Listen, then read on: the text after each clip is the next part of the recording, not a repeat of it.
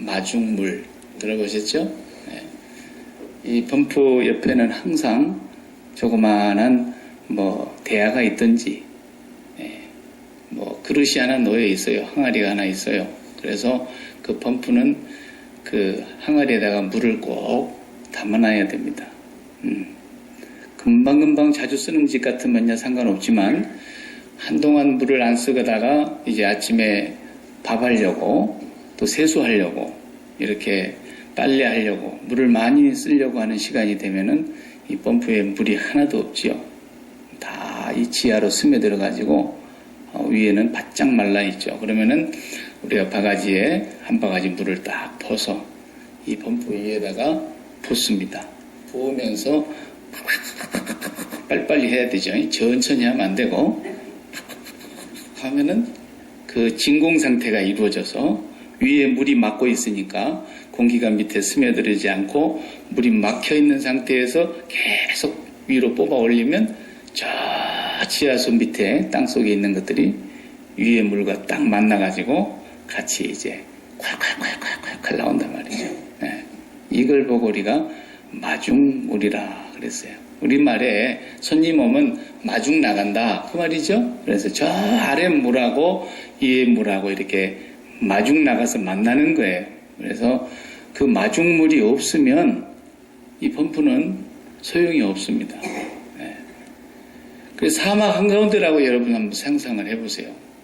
사막을 가다가 목이 마른 사람이 이 펌프를 발견했는데 펌프 옆에 보니까 물이 항아리가 한 바가지가 있는 거예요. 아이고 풀 거 뭐 있냐. 이걸 덜렁투렁 마신단 말이에요. 마중물을 마셔버리면 어떻게 됩니까? 결국은 자기는 잠깐 목을 축일는지 몰라도 마중물을 없애버리면 다음 사람은 다 죽습니다. 그래서 이 마중물은 마지막 펌프에서 쓰는 사람이 꼭 담아놓고 가야 되는 겁니다. 다음 사람을 위해서. 그렇죠? 네. 오늘 본문 말씀을 우리가 18편을 읽었는데 51절까지 있어서 다 읽을 수가 없어서 그냥 주제가 되는 가장 핵심 구절 2절만 읽었습니다. 나머지 3절부터서 51절까지의 내용은 1절, 2절을 해석한 내용입니다. 말만, 문장만 다르고 표현만 다른 거지 3절부터 4절까지, 51절까지는 해석이고 1절, 2절이 더 정확하게 말하면 1절이 우리 18편 전체의 주제가 되는 또 18편뿐만 아니라 우리 신앙생활의 전체를 총망라하는 그런 주제가 되는 말씀입니다. 우리 복음 찬송가의 지난주에도 우리가 함께 불렀지만 한번 따라할까요? 나의 힘이 되신 여호와여, 내가 주를 사랑하나이다. 이것이 다윗의 신앙 고백이죠. 나머지는 내가 여호와를 힘을 다해서, 마음을 다해서, 뜻을 다해서 사랑한 것 뿐인데 나머지 2절에서 마지막 절까지는 하나님이 나에게 그런 분이 되어주시더라는 거예요. 나의 반석이시고 나의 힘이시고 나의 피할 바위시고 나의 산성이시고 나의 피난처이시고 나의 요새가 되어주시고 그러면서 하나님이 어떤 분이 되어주셨는지 자기 일생에 하나님을 사랑하는 데다가 마음을 다 드렸고 뜻을 다 드렸고 힘을 다 들여서 하나님 사랑한 것이 다윗의 신앙 고백입니다. 그래서 이제 이 시가 우리 표제어가 앞에 붙어 있듯이 원수에게 쫓겨다니다 맞아 죽게 됐을 때 쓴 게 아니고 마침내 10년 이상 쫓겨다니다가 사울 왕의 칼날에서 자기가 구원을 받고 사울 왕이 죽은 뒤에 제2대 왕이 된 다윗 왕이 2대 이스라엘 왕이 된 자리에서 왕위의 그 즉위식, 대관식이라 그러죠. 왕위 대관식에서 부르는 노래였다는 겁니다. 그래서 이스라엘 백성들은 지금도 이 시편 18편은 수상이 세워질 때에도 이 노래를 빼놓지 않고 부르고 항상 하나님께서 우리의 반석이 되시고 우리의 피난처가 되시고 내 일생에 하나님이 이렇게 되어 주신 그 부분을 노래하는데, 그것이 바로 나의 힘이 되신 여호와여, 내가 주를 사랑합니다. 이 고백이 제일 중요한 고백이라는 거예요. 이걸 앞서 말씀드린 대로 다른 말로 표현하면 마중물과 같은 마중물 사랑이라는 거예요. 우리가 하나님 앞에 드리는 것, 펌프 옆에 있는 그 마중물을 절대로 마셔버리면 안 됩니다. 그걸 덥다고 자기한테 끼얹어 버리면 안 됩니다. 그것을 가지고 밥에 먹어버리고 빨래해버리면 안 된단 말입니다. 그것으로는 반드시 펌프에다가 다 부어야 됩니다. 그러고 나면 그 물이 거기에 부어진과 동시에 저 지하수 깊은 곳에 무한대로 저장되어 있는 그 시원한 생수가 계속해서 솟아 올라오는데, 다윗의 신앙은 바로 그런 신앙이었다는 거예요. 자기에게 주는 모든 것을 다 동원해서 어떻게 살았느냐? 하나님 사랑하는 데다가 자기의 온 마음을, 힘을, 뜻을 다 드렸다는 거예요. 그것이 하나님과 나와의 마중물 사랑의 관계입니다. 신앙생활 잘하는 게 뭐겠어요? 그거라는 거예요. 신앙생활은 내 마음을 드리는 거라 그랬잖아요. 그래도 내 심장을 드립니다. 오늘 또 우리가 신앙 고백을 크리드, 그것이 크레도라는 말에서 왔어요. 라틴 말에. 내 심장을 드립니다. 전능하사 천지를 만드신 하나님 아버지에게 내 심장을 드립니다. 이렇게 고백했다고요. 그의 아들 예수 그리스도에게 내 심장을 드립니다. 나를 위해서 본디오 빌라도에게 고난을 받으신 예수 그리스도, 죽음 가운데서 사흘 만에 부활하신 그리스도, 그분에게 내가 내 심장을 드립니다. 내 힘을 다해, 뜻을 다해, 마음을 다해, 심장을 드립니다. 이것이 우리가 가지고 있어야 될 제일 중요한 거다. 예수님도 그걸 가르쳐 주었어요. 서기관이, 율법학자가 예수님을 시험하려고 질문했을 때, 선생님, 계명 중에 제일 큰 계명이 뭡니까? 지가 알면서 물어본 거예요. 예수님 시험하려고. 그러니까 예수님께서 그 속을 아시면서도 마태복음 22장 34절 이하를 보면은 율법의 제일 첫째가 하는 계명이 마음을 다하고 목숨을 다하고 힘을 다하여 너희 하나님 여호와를 사랑하는 것이다. 신앙생활 잘하는 것은 다른 데 있는 게 아니에요. 하나님은 많은 걸 보시는 것 같죠. 봉사도 하고 충성도 하고 구제도 하고 선교도 하고 뭐 헌금도 드리고 교회 청소도 하고 다 하는 것을 하나님이 보시지만, 그 많은 걸 보시는 중에도 하나님은 한 가지만 보는 거예요. 제 마음이 나를 전심으로 사랑하는 것. 하나님이 우리 주변에 준 모든 것은 나를 성취하라고, 나의 삶을 실현시키라고 주신 게 아니에요. 하나님이 나에게 주신 모든 것들은 다 하나님을 사랑하는 표현으로 쓰라고 준 거예요. 네. 내가 애인을 만나가지고 조세비처럼 막 결혼을 하려고 다 애인의 마음을 사가지고 그렇게 사랑하고 진경씨 그러면서 사랑하고 그러는데, 이제 결혼하기로 약속을 딱 하고 나서는 아내 우리 친구 하나 소개해야 줘야 되겠다. 그래서 내가 제일 친한 친구를 하나 데려가가지고 딱 소개를 해줬더니, 아니 얘가 친구하고 눈이 맞아버렸어. 그랬다고 어떻게 되겠어요? 그렇게 나에게 소중한 것들이 다 나에게 원수로 변하는 거예요. 하나님이 우리에게 주신 모든 것들은 뭐예요? 함께 기뻐하라고, 하나님을. 여호와를 기뻐하는 것이 너희의 힘이기 때문에 하나님을 함께 사랑하라고, 하나님을 함께 기뻐하라고, 하나님을 함께 섬기라고 줬는데, 준 것에 눈이 맞아가지고 있어봐요. 하나님하고 원수가 되는 거죠. 그걸 성경의 표현으로는 내가 너희를 가증히 여기노라 그런 거예요. 가증하다는 말이 그 말이에요.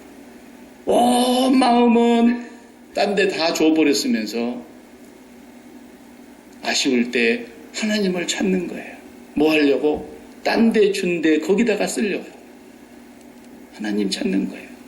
이걸 보고 우상숭배라 그랬고 간음이라 그랬고 가증한 자라 그랬어요.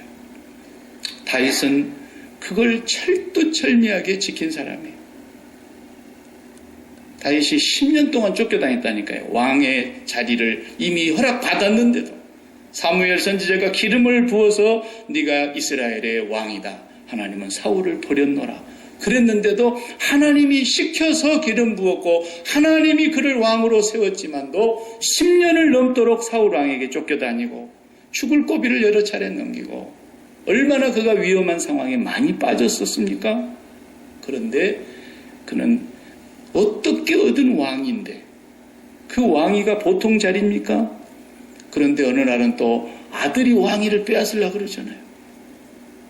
참, 그러니까 다윗이 내가 이놈아 이걸 어떻게 해가지고 내가 여기 앉은 자리인데 네가 나를 넘보다니. 그리고 한 칼에 그거 베버리면 되는데 그냥 그 왕위를 다 내버려 두고 그냥 총총히 예루살렘 성을 빠져나가 버리는 거예요.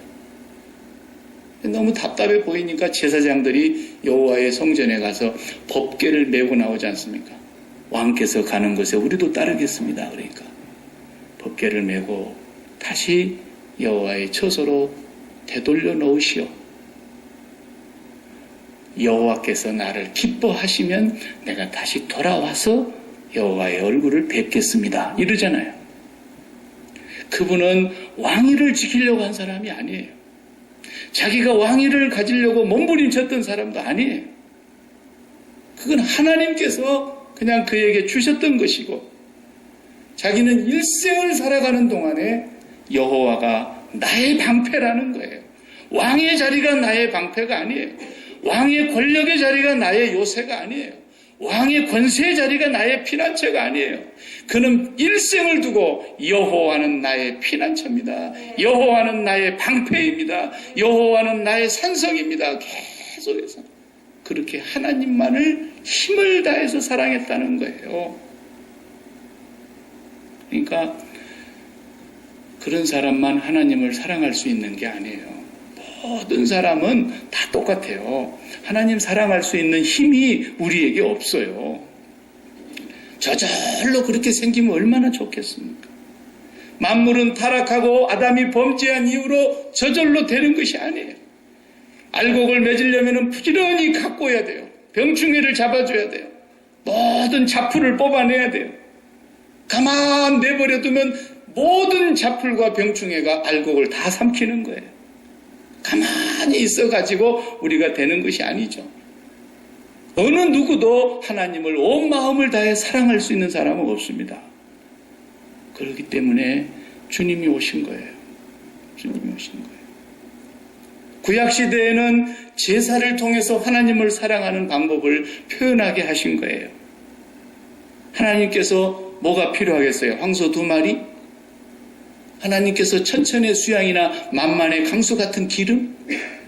하나님이 뭐가 없어가지고 오늘 우리 지구상의 65억의 인구가 자기들 가진 모든 재산을 다 헌금해서 하나님 앞에 가져왔습니다 해도 하나님한테는 안 필요해요. 제사는 하나님의 필요를 드리는 것이 아니에요. 제사는 나의 필요를 드리는 거예요.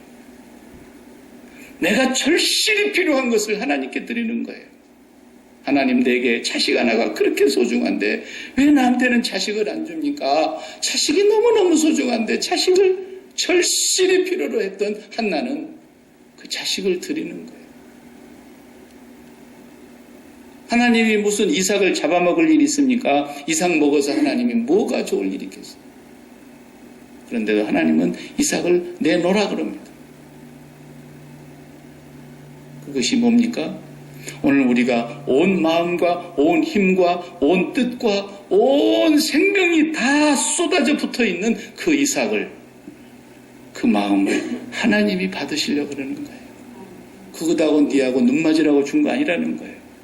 나를 사랑하라고 하나님께서 주신 거라는 거예요. 그래서 모든 제사가 뭡니까? 제사도 우리 지금 공부하고 있는데 제사는 전부 전부 내가 피로해서, 내가 절실해서, 내가 목말라서 그랬던 것을 다 드리는 거예요. 내가 너무너무 피로해서 범죄했습니다. 하나님, 너무 욕심을 부려서 내가 죄를 지었고, 너무 내가 정욕에 취해서 내가 하나님의 법을 어겼고, 내가 너무 내 마음이 간절해가지고 다른 것을 내가 눈을 돌렸습니다. 내 마음이 더러워졌습니다. 하나님을 버리고 다른 것을 채웠습니다. 이 모든 더러워진 나의 몸을 전부 다 조각을 내가지고 다 번제로 조각을 내서 하나님 앞에 태워드리는 거예요. 왜? 하나님을 만나려면 하나님은 깨끗한 자리만 모실 수 있으니까. 우리 집사님이 오늘 먼 데서 오면서 그냥 여러분들 맛있는 것도 대접하려고 막 닭도리탕이래요.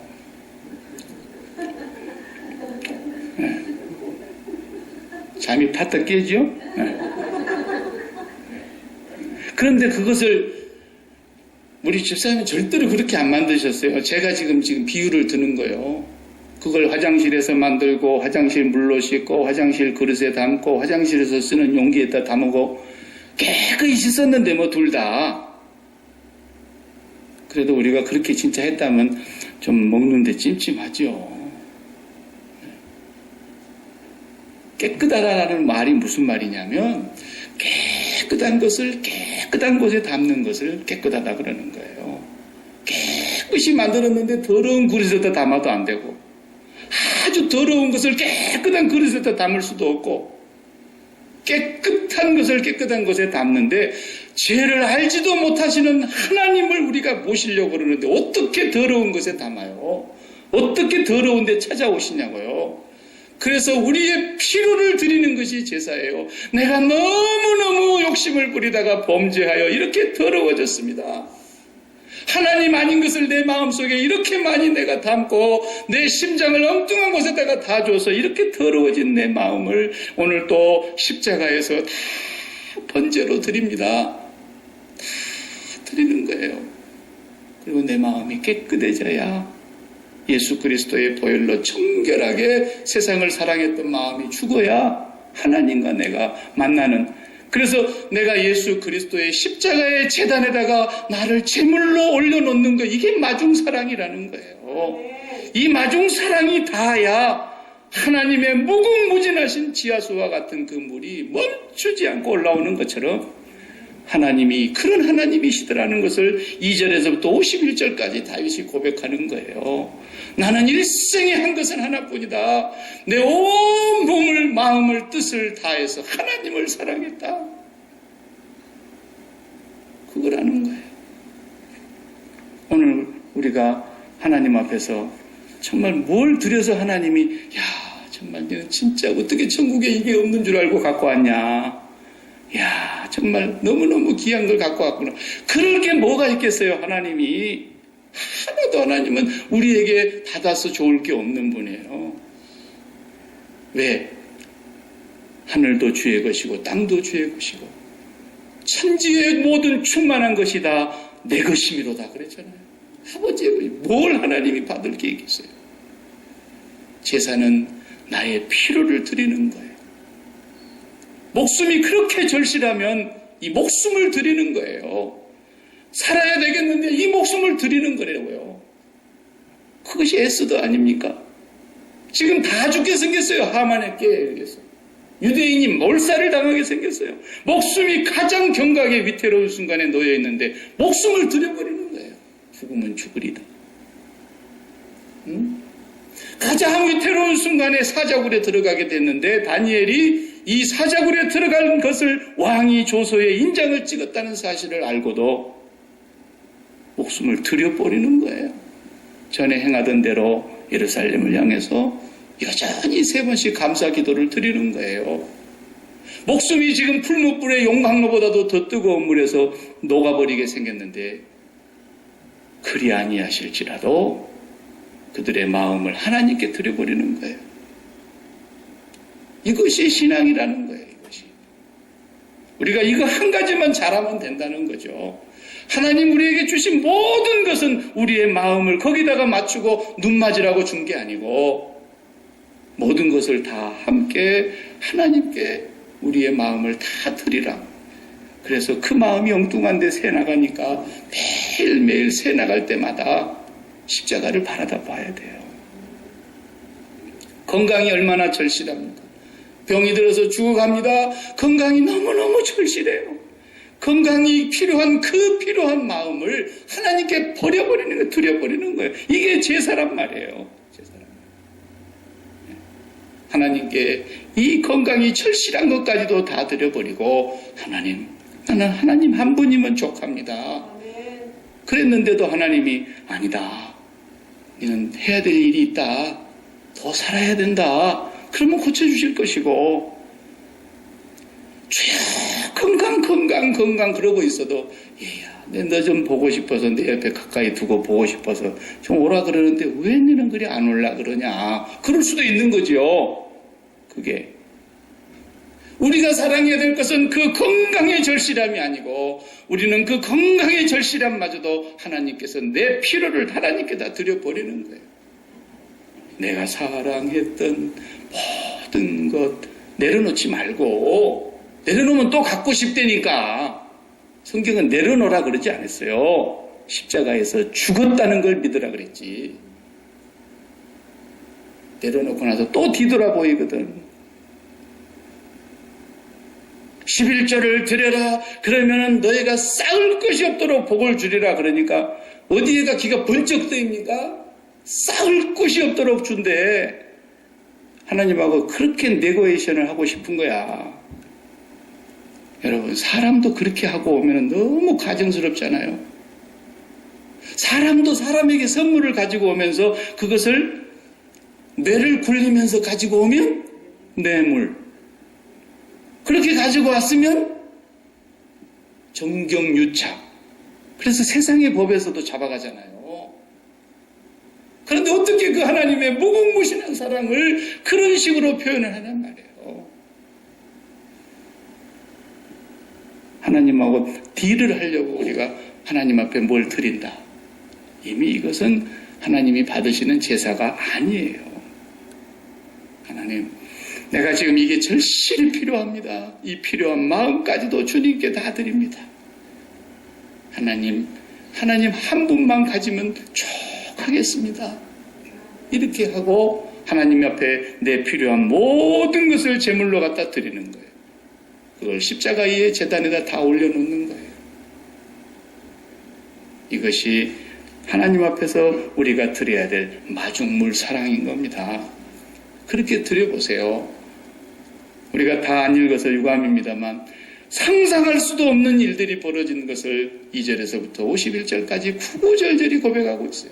다윗은 일찍이 그런 걸 구해본 적도 없었어요. 상상할 수 없는 하나님. 왜?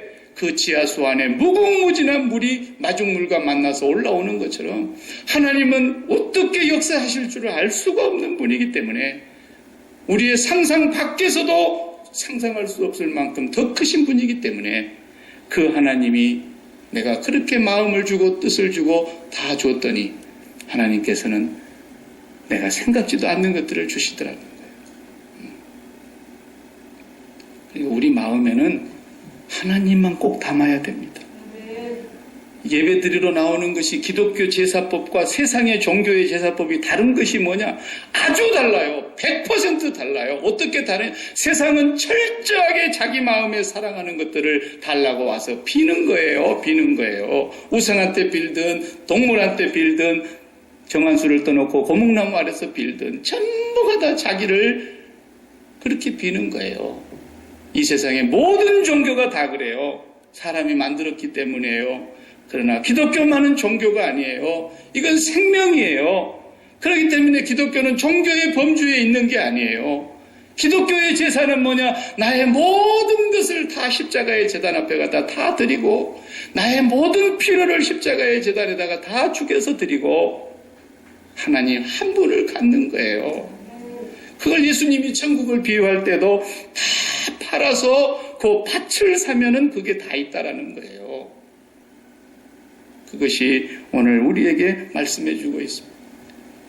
그래서 예수님이 너희는 의식주 문제도 마음에 담지 말라는 거예요. 그것도 더러우니까. 너희들 마음에는 오직 하나님의 나라와 하나님의 뜻만 담아라. 그러면 내가 구하지 아니한 이 모든 것을 너희에게 허락해 줄 것이다. 그의 나라와 그의 의를 구해라. 이것을 하나님께서 다윗의 이 신앙 고백을 통해서 우리가 알 수 있는 것입니다. 성경 말씀을 우리가 한 절씩만 보면은 오해를 하기 쉽고, 지난 주간에 새벽 예배를 하면서 제가 그런 비유를 하나를 드렸는데, 우리 사람의 마음 속에 이렇게 마치 그릇을 만들 때 옛날에는 주물로 만들었어요. 지금도 주물로 만드는 것들이 많아요. 자동차 엔진이나 이런 거 주물로 만드는 거예요. 쇳물을 녹여가지고 그 엔진의 틀을 그대로 틀을 본떠가지고 그거에다 부으는 거예요. 쇳물을 부어서 그 쇳물이 녹으면 그것이 나중에 식어서 굳어질 때 그 틀만큼 딱 그 모양으로 나오잖아요. 그러니까 성경을 볼 때에도 우리 마음의 틀이 안 바뀌면 어떤 말씀을 갖다 집어넣어도 전부 그 틀로 찍어내버리는 거예요. 자기가. 하나님의 말씀이 말씀되지를 않고 계속해서 내가 가지고 있는 마음의 틀 속에서 말씀이 변형되는 거예요. 환난 날에 나를 부르라. 네가 나를 영화롭게 하리라. 그러면은 환난 날에 나를 부르라 그랬으니까 돈이 환난이 생겼어요. 돈의 환난. 돈. 이 환난을 어떻게 맨날 그러는 거예요.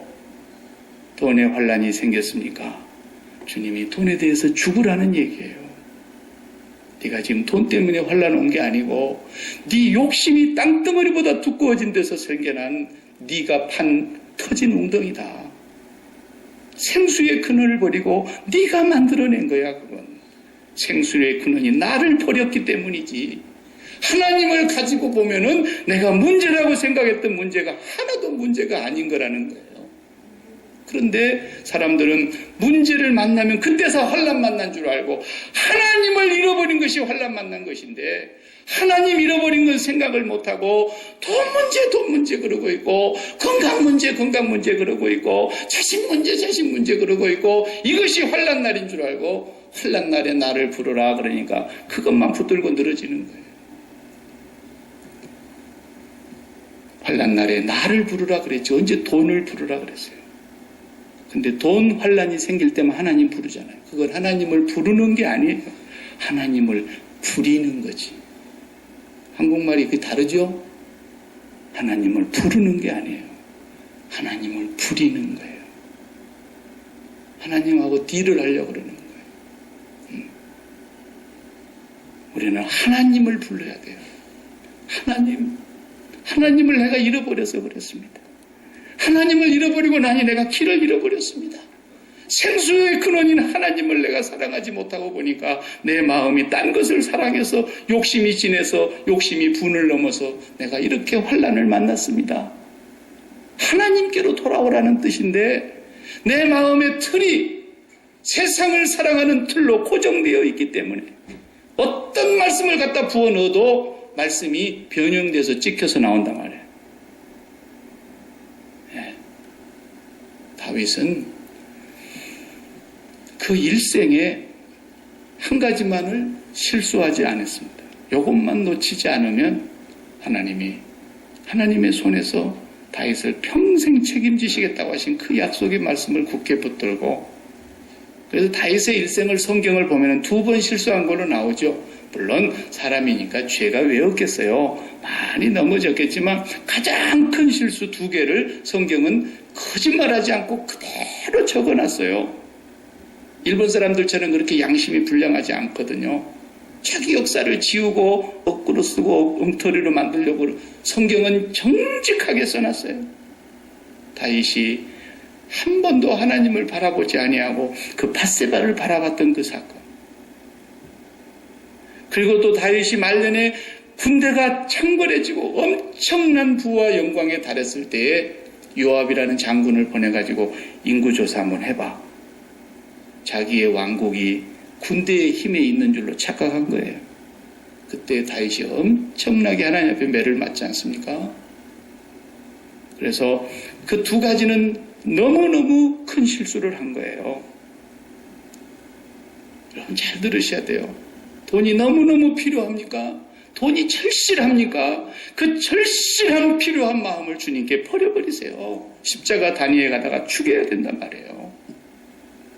반대로 돈이 너무너무 많은 분이 있습니까? 내가 아무리 봐도 없어.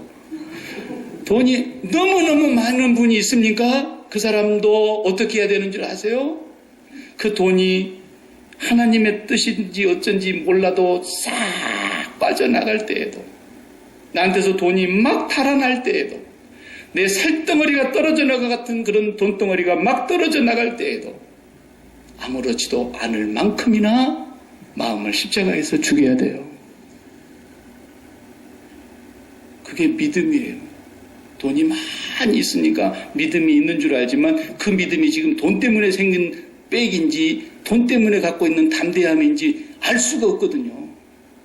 그게 싹 빠져나가는데도 내 마음의 평강이 무너지지 않는 그때가 진짜 믿음이에요. 그걸 테스트해 합격한 사람이 욥입니다. 욥. 다 빠져나갔어요. 그리고 모태에서 내가 벌거벗은 몸으로 적신으로 태어났는데 내가 다시 벌거벗은 몸으로 죽게 갑니다. 주신 자도 여호와시고 가져가신 이도 여호와십니다.